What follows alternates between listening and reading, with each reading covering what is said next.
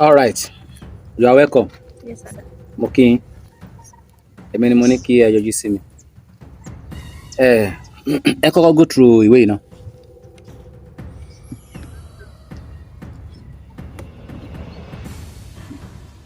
Sẹ́rí ìwé tí mo fún yín yẹn, mo fẹ́ kẹ́ bá mi ṣiṣẹ́ lórí ẹ̀ dáadáa. Okay, sir. Gẹ́gẹ́ bẹ́ẹ̀ ṣe mọ̀ pé ìsọjí ọjọ́ méje wa ti súnmọ́. Àwọn ẹ̀kọ́ tá a need fún ìsọjí yẹn náà ni mo ṣe ránṣẹ́ pè yín. Mo fẹ́ kẹ́ ṣiṣẹ́ lórí àwọn aim tó wà lórí ìwé yẹn dáadáa. Torí mi ní fẹ́ kó jẹ́ pé ìsọjí yẹn ó máa mẹ́ẹ̀ pàápàá jùlọ látọ̀dọ̀ ẹ̀yin akọrin. Orin sì máa wọ́ wá. Ṣé get? So ìdí nìyẹn tí mo fẹ́ kẹ́ fi ṣiṣẹ́ lórí ìwé yẹn dáadáa. And again, mo notice pé àwọn máìkì wa kọ̀ọ̀kan kò sọ̀rọ̀ dáadáa. Kí ló ń ṣẹlẹ̀? And mo rí pa ìyẹn gan joro bákan bákan. Actually, èmi àti sister Adéwùmí àti Nàmàwárí ń tẹ́lẹ̀. Òyìn bẹ́ẹ̀ ṣe announce pé a fẹ́ ní ìsọjí ọjọ́ méjì. So àwọn máìkì yẹn, most of àwọn máìkì wọn ò ṣiṣẹ́ dáadáa. And ìgbà mi tá bá ń kọrin, wọ́n kò lè máa dákú ká máa dájì. So a dẹ̀ ti pé engineer láti pè wọ́n bí ẹ̀mẹ́ta ń sìn. Wọ́n kàn fi wá sí is coming ni. So mi ò wá mọ̀ bẹ́ẹ̀ lè bá wa pè wọ́n. Tí wọ́n máa dá wa lóhùn. Engineer yẹn ṣé tí a lò last time ẹ̀ náà ni. Bẹ́ẹ̀ni. Ẹ máa pè dẹ̀. Ó dà kí mo ṣe ní nọ́mbà yẹn lọ́wọ́. Ẹ báwo wá ní ti àyè yẹn tó fẹ́ dà pé máa mẹ́ẹ̀ bákan tó ń joro. Dáàdì, nǹkan ṣẹlẹ̀ ni pé ṣé mo ọ̀pọ̀lọpọ̀ àwọn tájọ wà láyé ní choir yẹn ọ̀pọ̀lọpọ̀ ló ti travel. Okay. So ọ̀pọ̀lọpọ̀ wọn ò sí around. Nǹkan tó ṣẹlẹ̀ fún bẹ́ẹ̀ gangan nìyẹn. So wọ́n á dẹ̀ máa ń pè wọ́n náà, a máa ń communicate. Okay, ẹ máa ń sọ̀rọ̀, ẹ máa ń pera yín àbí. Kí ni wọ́n á sọ? Ṣé wọ́n náà ti fi wálẹ̀ fáyínà ni àbí wọ́n ṣe ń padà bọ̀? Wọ́n náà wọ́n ti fi wálẹ̀. Kó sọ ni pé àwọn kan sọ pé táwọn bá wà láràǹd àwọn wá àwọn máa join. So bó ṣe jẹ́ nìyẹn. Ẹ̀bẹ̀ sọ ẹ mọ̀ pé iṣẹ́ yín nìyẹn, ẹ gbìyànjú kẹ́ máa communicate papọ̀. Bó ṣe mọ̀ pé táyì yẹn bá dà, ọwọ́ ẹ̀yin akọrin ni ó ti wá. Gbogbo ẹ̀ náà kọ́ ni pásítọ̀ máa gbé sórí, ṣe mọ̀. Ẹ try kẹ́ ṣiṣẹ́ lórí ẹ̀. But anyway, nǹkan tí mo fẹ́ rí yín fún náà nìyẹn. Ẹ ṣé gan. All right, sir. Ẹ take care. Ẹ ṣeun gan, sir. Thank you, sir. All right. Ẹ ṣé jẹ́jẹ́. Yes, sir.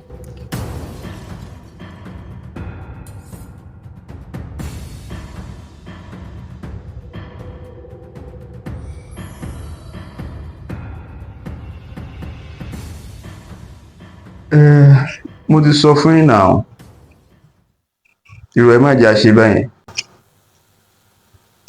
Ẹ sọ fún wọn, jẹ́ kán mọ̀. Òkè bá lè ti jẹ́ kẹ́ máa pè yín. Alright. Ìkìlà bàbá.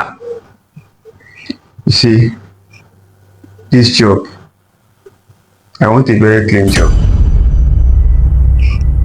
I mean, this particular one, mi ò fẹ́ any faces. Don't know I trust you. Don't mọ̀ pé wọ́n gbọ́n ṣe lọ́rí o. But ṣorí ọ̀gbẹ́ni tá à ń sọ̀rọ̀ nípa yìí, mo máa fẹ́ ṣe pé ipò òun yìí lórí. Mo fẹ́ fi bò, mo fẹ́ pàjù lọ. Mo mú ṣé wá tó ikú ẹ̀dẹ̀ kó tiẹ̀ ló fẹ́ pàjù mi lọ. It's not done that way. Gbogbo ọ̀nà mo fi jù lọ and I want to show you. Okay? Joe, I don't want any cases. Baba, no fall, no long cap. Ẹ má fọ di kílà lọ́wọ́ àjọ yìí. Ẹ kàn send gbogbo details ẹ̀ sí mi. Consider your job is done. No problem. And then don't forget to send in the balance. Oh, no problem. I'll do that. Alright.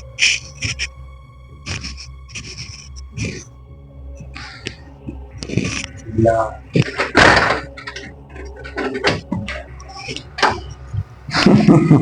The killer. Well, I trust him. Àrígbàgbọ́ àrò ẹ̀kún àsán lẹ́yìn láìpẹ́. Wọ́n lérí sí èmi. Ok, máa lọ lérí yẹn lọ́rùn náà.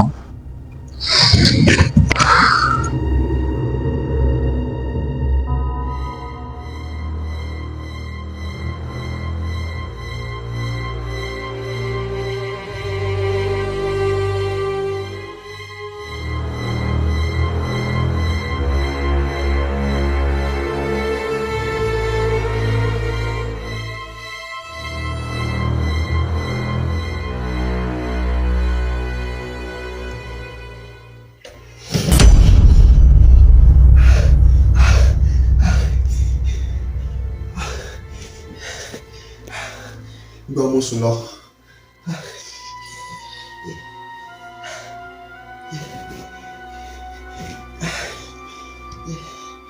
Jesus.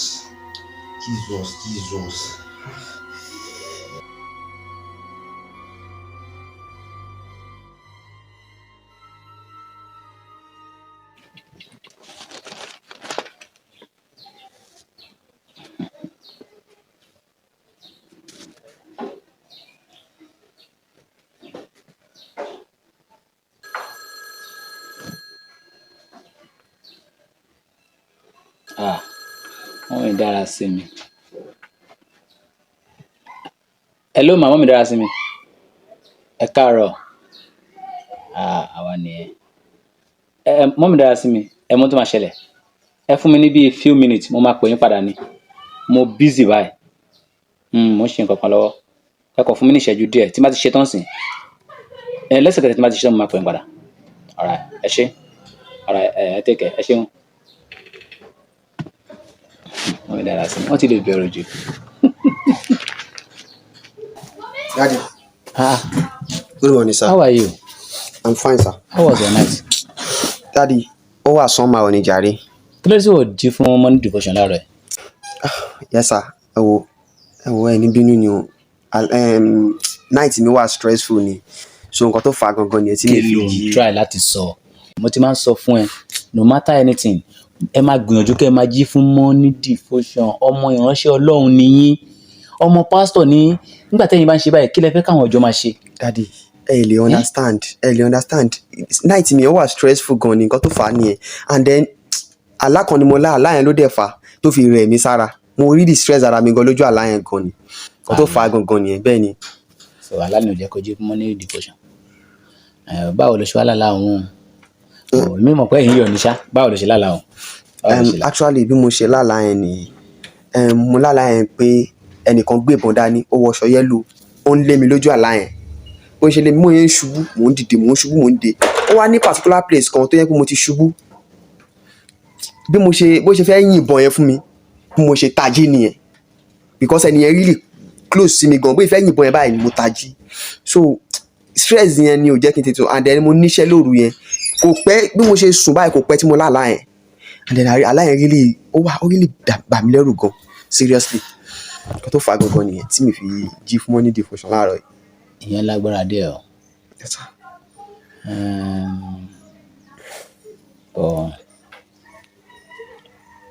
Notwithstanding, nǹkan tá a máa ṣe ni wípé a máa fàdúrà jagun náà ni. Ọdún mo kàn fẹ́ kó mọ̀ ni pé mo ń notice pé ìwọ gan lẹ́nu ọjọ́ mẹ́ta yìí ó ń jìnnà sí prayer. Kí ló lè ṣẹlẹ̀? Ẹ sà, ẹ mọ̀ ẹ̀yin náà mọṣẹ́ tí mo ń ṣe.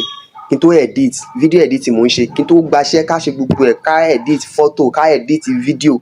Ó really take time mi gan. Ẹ̀yin náà mọ̀ pé mi ò ní time. Àwa náà la dẹ̀ ń gbàdúrà kí Ọlọ́run pèsè iṣẹ́. Ọlọ́run tí wàá pèsè iṣẹ́ náà sì ṣe ká má wàá ṣe mọ́ ni. Ó yẹ kí ẹ understand, sir, daddy. Ṣé tí a bá wá ń gbàdúrà kí Ọlọ́run pèsè iṣẹ́? Ṣé a fẹ́ sọ pé Ọlọ́run tó pèsè iṣẹ́ kò dáa ni àbí? Daddy, ẹ mọ̀ pé ẹ̀yin náà lẹ bí mi. Ẹ máa gbàdúrà fún mi. Iṣẹ́ là ń gbàdúrà fún. A dẹ̀ ti rí iṣẹ́ báyìí. Ṣé ká máa ṣiṣẹ́ mọ́ fún customer ni? A máa ṣe now. Ẹ mọ̀ pé ẹ̀yin náà mọṣẹ́ tí mo ń ṣe. Video editing kí n tó edit, kí n tó ṣe gbogbo ẹ̀. Kò easy. Please, daddy, ẹ̀yin náà lẹ máa gbàdúrà fún wa. Ẹ jọ̀ọ́. Kò sí wàhálà. Àbúrò ẹ̀ ńkọ́? Mi ò rí pé mi rí nílé tẹ́lẹ̀ o, mi ò rí nílé. Ṣé tí wàá sáré jáde ni? Bí ọmọ mi ti ránṣẹ́, tó bá di ìrọ̀lẹ́, bí a tó bá lọ jẹ́ kó tètè dé, àti wa àti àbúrò ẹ̀ mo fẹ́ rí fọ́rọ̀ kan. Ẹ fẹ́ rí wa? Títí time yẹn, sir. Tí o bá ti dé kò sí wàhálà. Because èmi máa pẹ́ o, iṣẹ́ pọ̀ fún mi ní shop gan. Rí kó tètè dé o. Ó ti bọ́ sà. Ó wà important. Ó tó lè sà. Ẹ sà, kẹ́ ní nice day, sir. All right, go take care.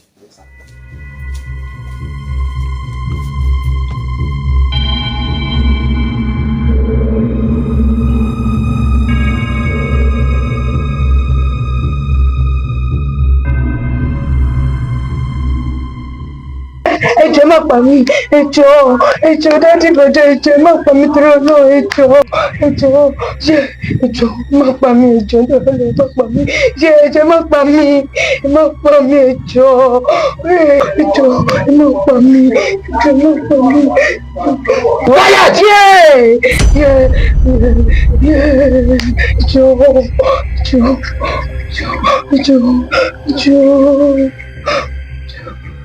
Your dad number.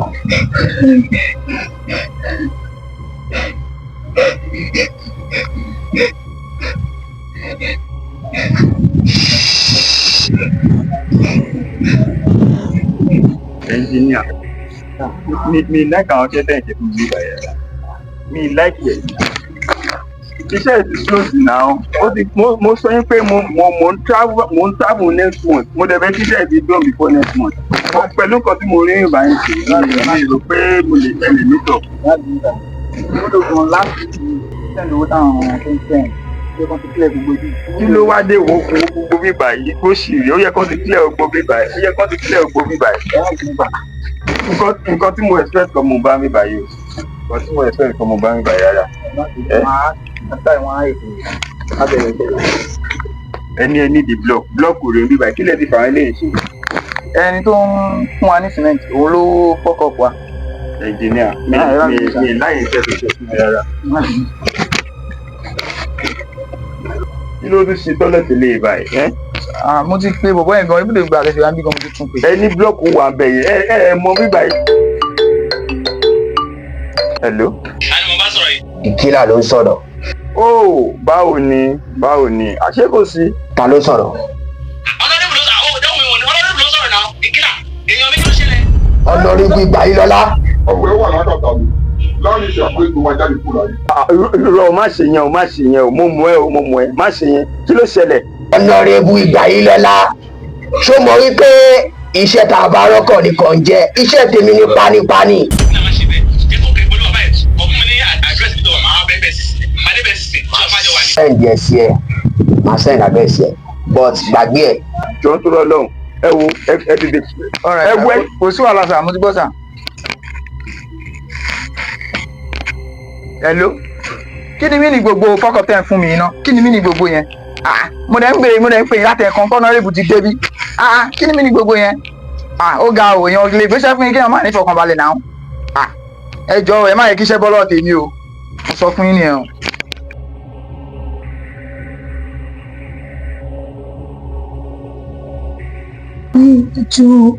Ìjọ má pọ̀ ní jù. Quiet!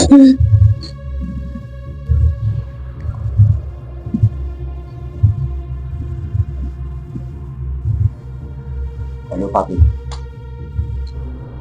Ẹ bá mi ní jọ́ngù.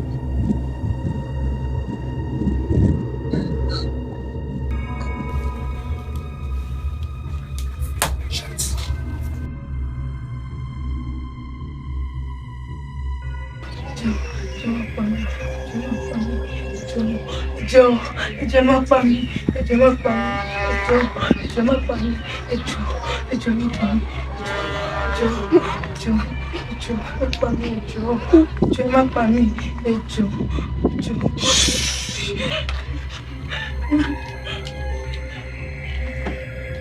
Ọmọ yẹn ni. Don't try me. Ìkílà. Ìlọ́lá má try me, you know me. Èmi ni. O mẹ́tọ́ àwájú ẹ̀yìn. Ìgbàyílọ́lá mo mọ̀ pé wọ́n ni. Dání.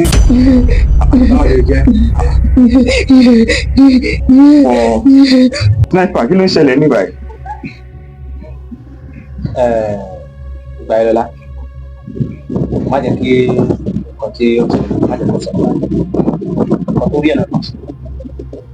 Ọmọ mi rèé nà ọ́ ṣe ọmọ Yẹmí mi rèé nà ọ́ ọmọ Yẹmí mi rèé nà ọ́ kí ló ṣe mo fẹ́ sọ pé Ìgbàyílọ́lá calm down farabalẹ̀ ẹ̀kẹ́ náà torí makọ̀makọ̀ lóye máa ń kàn.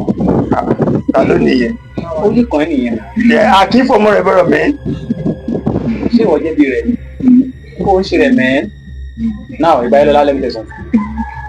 Torí ọmọ ẹ̀ yìí ó máa jẹlẹ̀ lẹ́nu. Stop it now. the killer bàbá bẹ́ẹ̀ sọ̀rọ̀ àbí ẹ jẹ́ kó mọ̀ wípé iṣẹ́ tó bá rọ́kọ̀ nìkan máa ń jẹ́ èmi ò lè padà sẹ́yìn mọ́. Okay, fine. What is your price? Kí ló ṣẹlẹ̀ gangan? Ṣé fẹ́?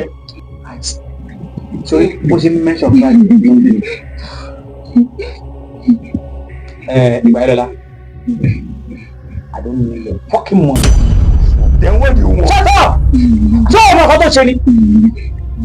Ìwọ́n ti gbàgbé ọkọ tó ṣe ni. Hello, Bra Michael.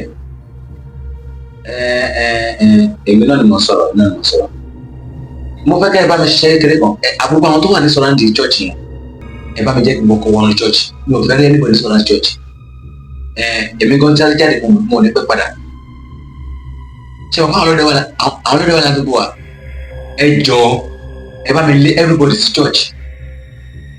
Mo ò ní pẹ́ padà sí ní kọ́ lọ síbi kan. Ṣé ẹ pé péjì wà? Bẹ́ẹ̀ni. I'll be back very soon. All right, thank you. I will call you back. Okay, bye. My bad. Me ò bá ní meeting lálẹ́. Sure. But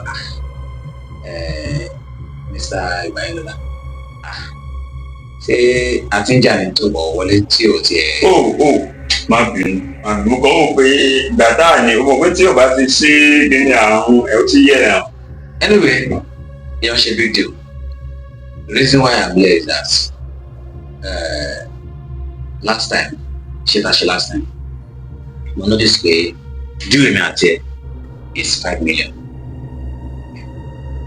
You? Exactly, yes. Okay. It's 5 million. But sure, we'll send 3 million. And since then, we'll send the 2 million to you. Sniper, okay. Maybe it's because I have no called you. Má bínú fún yín. Surely 5 million, not 10 million, 5 million. Yeah, feel it. This particular work, ọmọ pé mi ṣe bẹ́ẹ̀, but return to one already now. Let's leave it at that thing. Sir, calm down. What he's trying to say now is that iṣẹ́ tí mo wá síbí tí ẹni kìlọ̀ ṣe. We said 3 million naira, right? Yes, and then I told him that day because said balance tó kù sí wọn. Òun la wá fún báyìí sìn. Kẹ́kẹ́ bá wa sẹ́ẹ̀dì ẹ̀ ní ká dẹ̀ máa lọ. Sorry. Àbí? Sniper, àjọ àtàwọn ọmọ àgbà ní pé kíṣẹ́ mi dé àwọn ọba yẹn máa ṣe owó mi lè wọlé. But on this one, nothing more than it.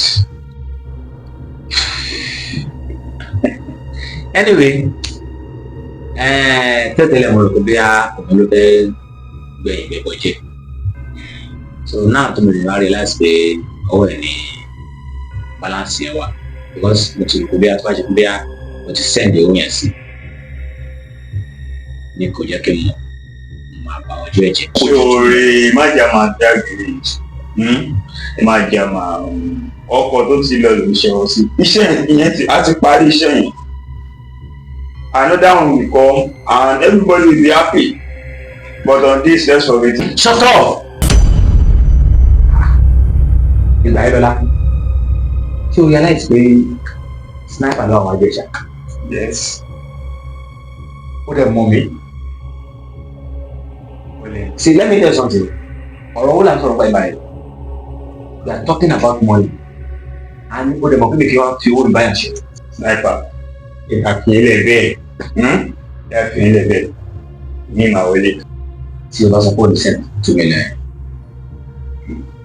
Tí o bá jẹ lọ, ọkọ̀ máa jẹ lọ. Ní ìmọ̀ wọlé. Ó ṣe. Papi, let's go. Ó ti ṣẹlẹ̀ bẹ́ẹ̀ yẹn, name your brother, I will pay you.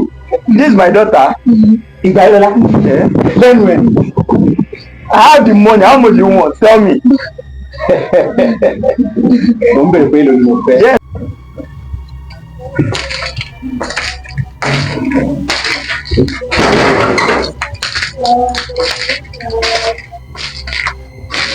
Good morning, sir. Good morning, officers. I'm not happy with you people. let me be sincere to you. I'm not happy at all. Because I don't see the essence of your compliment to me. Have you forgotten the oath you made to the Nigerian police force? That you are going to render your service and humanity. Is it the way you are going to protect your people? Àwọn aráàlú kígbe lọ́sàn-án lóru. Ordinary a notorious criminal. Ẹyọ kan ṣoṣo. Ordinary a notorious criminal. Ẹ wò nǹkan tó sọ yín dà. Ẹ wò nǹkan tó sọ yín dà. Ṣọ́rọ̀ palẹ̀ yìí ní sá. Ọ̀gá mi pè mí. Ṣẹ́rí. Ọ̀gá ló ń pè mí ní ìmọ̀ nǹkan tí mo fẹ́ sọ. Kàyéfì. Ọ̀gá finá mọ́ mi lókè. Kí ni mo fẹ́ sọ fún wọn? It's as if we are not doing our job.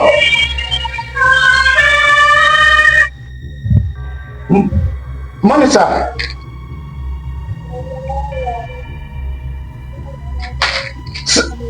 Soon, sir. Soon, sir. Sir, in the next 72 hours, sir. Sir. Hi, sir. You see. Ṣẹ́yìn ọ̀gá ló pè mí tán kí ni mo fẹ́ ṣe kí lẹ fẹ́ kí n sọ kẹ tó lẹ gbaṣọ lọ́rùn mi kẹ tó kẹ bọ́ṣọ lọ́rùn mi gan fúnra mi gan gbogbo ipá tí mo lè sà láti fi gbaṣọ lọ́rùn yìí kẹ tó gba tèmi ni màá sà lórí yín because kájú òṣùwọ̀n I feel forgotten the whole to meet the Nigerian police force. Very soon, sir. When? What? Nígbà wo gbogbo ẹlẹgbẹ́ fún mi? I gave you people 48 hours to report the criminal onto my desk. Yes, Is sir. that clear? Yes, sir. Why your phone ringing? Permission, sir. Carry on.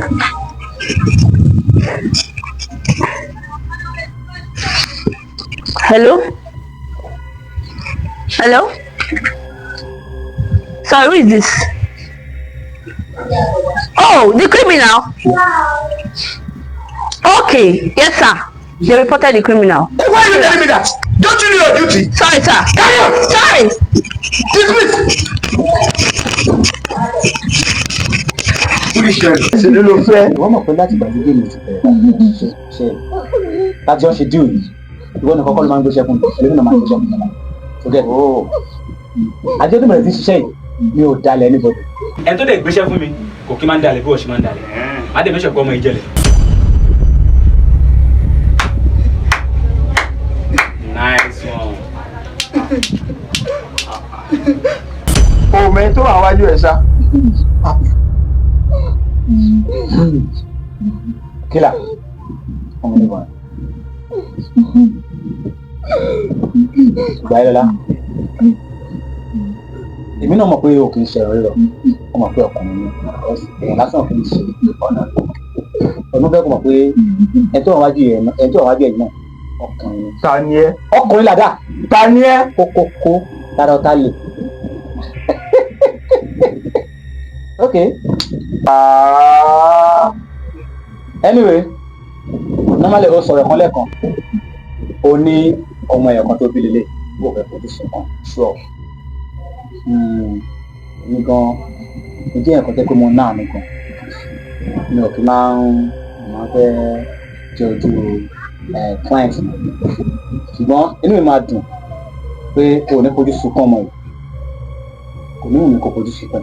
Ṣùgbọ́n tó bá ṣíwájú ọmọ yìí lọ, báwo ni o láìkẹ́ ní kọ̀ọ̀kan tẹ máa lọ ná kọ́mọ yìí kọ́ wá bá ẹ̀. Àyè báwo lọ ṣe lè sí? Ìyẹn máa wọ́ọ̀kì mẹ́ because o máa jẹlẹ̀. Òkè kó wọlé. Ń lọ ra ẹ̀ mọ́.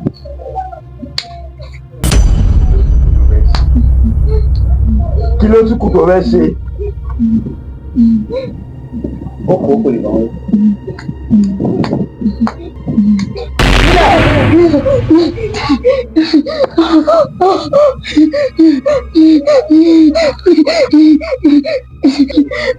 Kílà! Báà!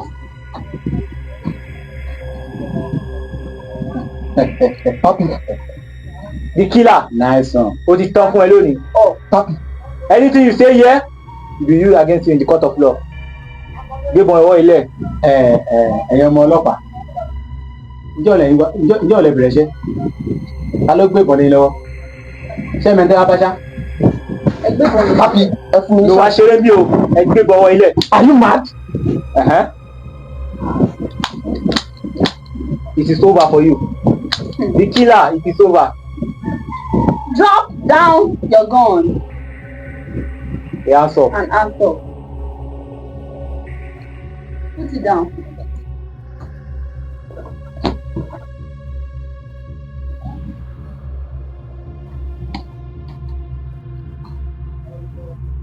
Now move. Move. Move it.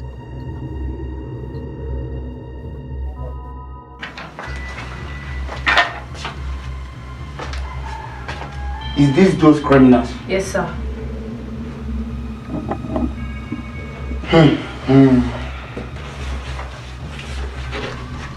Can you see your life?